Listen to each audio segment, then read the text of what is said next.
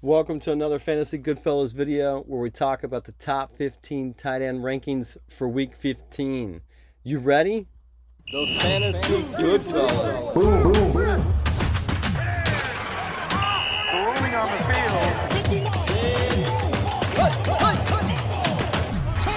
Those Fantasy Goodfellas. All right, before we get started on this week's rankings, let me just show you how the rankings looked from last week. All right, if you look here, this is Fantasy Pros Week 14 predictions. And the first thing I want to do is show you the injuries. There wasn't any injuries. And then this is how those rankings looked. It wasn't that good. You got people like Mark Andrews, Gerald Everett, Foster Moreau, Tyler Higbee, Tyler Conklin, and Noah Fant did not make the top 15. But you know, what I always like to do is show you what it looked like for the touchdowns. This gives you an idea of who made the rankings. You got Evan Ingram, scored 2 touchdowns. He was the top tight end for week 14. And then you got Pat Fryermuth, and you got Dawson Knox also scored a touchdown. But if you want to look at how those rankings looked, this is what it looked like. So you had a few people.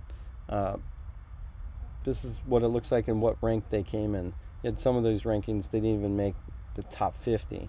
So it did not look like we had a successful week. But that's what we always say. It's one of those things where it comes to it's hard to predict these things. You got tight ends. You don't know where that ball's going. And I think that's part of the problem. You got different things going on. So now we're going to get ready to look at week 15. And let me just explain what you should expect in our video. What we're going to do is we're going to look at the top 15 rankings from Fantasy Pros. I'm going to try to show you some stats and see if looking at the stats we can find any trends to go with their rankings. So that way you can help set your own lineups based upon the information that we show you. Then this is our stat machine, so I'm very proud to have the stat machine and present some stats to you so we can kind of see if you get excited about that. All right, let's get started. At number 1, who else? Travis Kelce at Houston. So this is a no-brainer. You have Travis Kelce, the top tight end. Last week he had 71 receiving yards. He was ranked 7th. But the problem I see is he's going against Houston. Now, might not be that competitive, that Houston defense. So they might not need to count on Travis Kelce. They might just kind of run it and keep it low.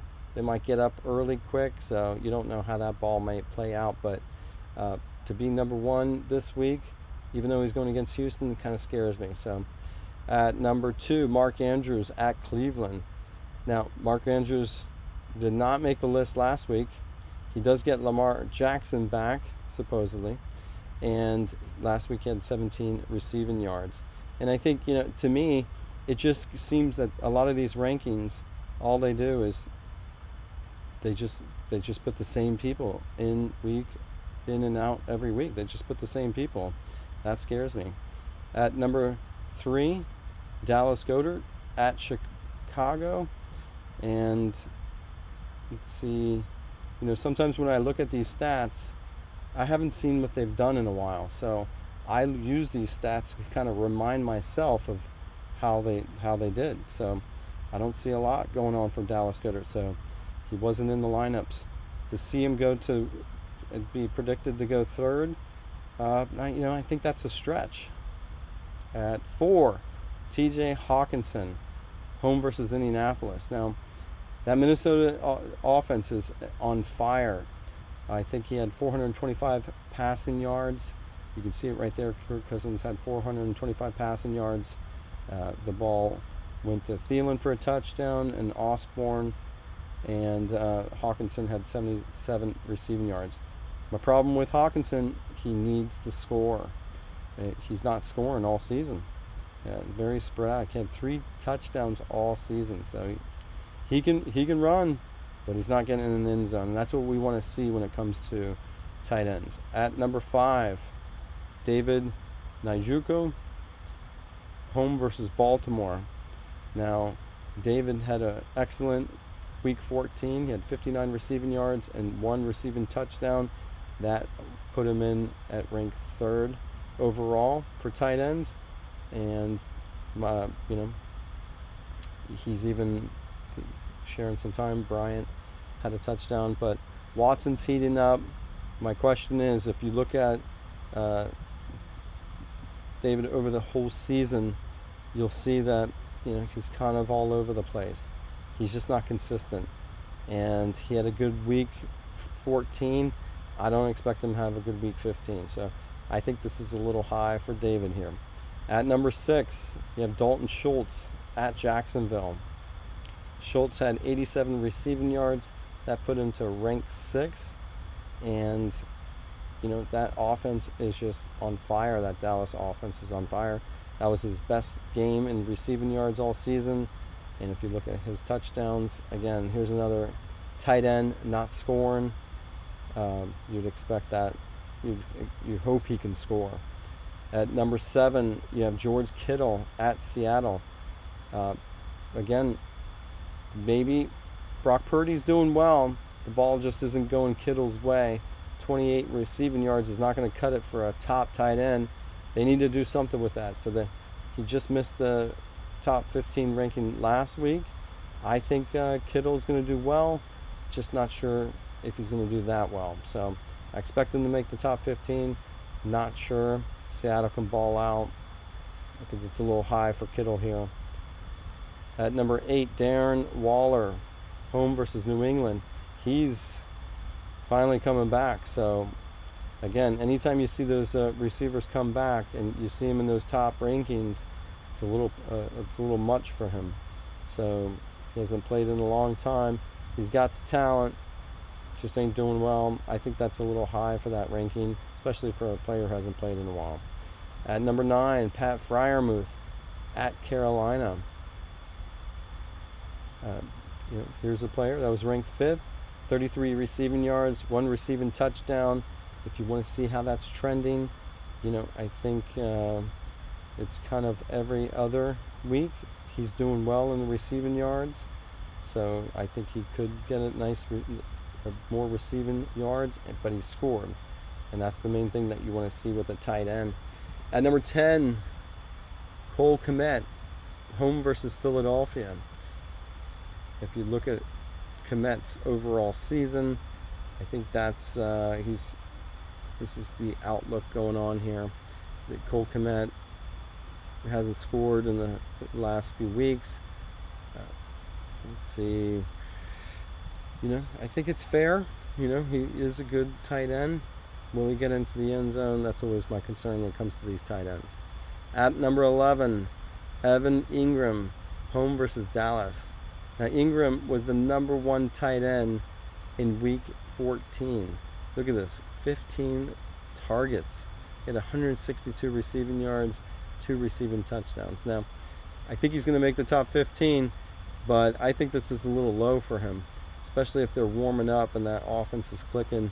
I'd like to see Ingram ranked a little higher, especially coming off that hot week 14. At number 11, Greg Dulcich versus Arizona. Arizona is going to be struggling this week, so it really depends on what's going on in Denver. As you know, last week, Russell Wilson's done really well. 3 TDs to Jerry Jeudy. Can he spread that out to get to Greg Dulcich, get him some more catches, get him some more receiving yards, and get him a touchdown? I don't know. But the problem is you're going to have another quarterback there. So maybe Russell Wilson's getting hot. Let's hope that it goes Dulcich's way. At number 13, Gerald Everett versus Tennessee. Gerald Everett barely made the top 15. He had 28 receiving yards, 5 receptions. A little stretch for my imagination to see Gerald Everett, just he's that Rams. That Chargers offense. Justin Herbert's on fire. Can he get the ball to Everett? I think he's He's definitely a receiver-laden offense. It goes more the receiver way, goes more the running backs.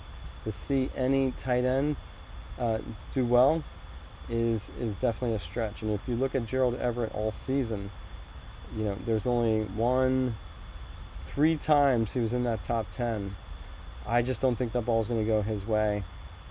I think that's a stretch to put Gerald Everett at 13, but that's what it always goes in these rankings. You hear the names, they plug them in, and you cross your fingers and hope that it happens. It just ain't happening for Gerald Everett. At 14, Tyler Conklin, home versus Detroit.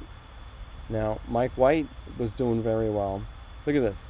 What surprises me, you get 28 receiving yards and you're in the top 15. It's amazing just what it takes to get to the top 15 rankings. But Mike White, he's slinging it. Look how much they trust that offense. 44 passing yards.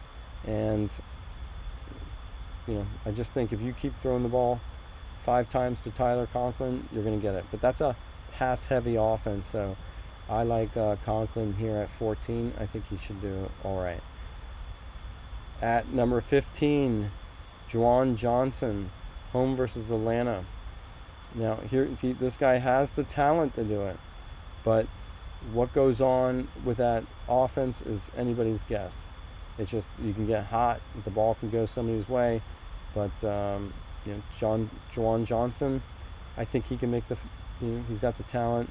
He's going against Atlanta. Atlanta's starting a new quarterback, so I think that should be okay. All right, and that is the top 15 tight end rankings for week 15. Remember, we're using our stat machine to see if we agree or disagree with some of these rankings. I see some problems. I'm sure you saw some problems, and I hope this video helps you with your lineups. All right, that's it. We'll see you next week. Those fantasy good fellas. Boom, boom, boom.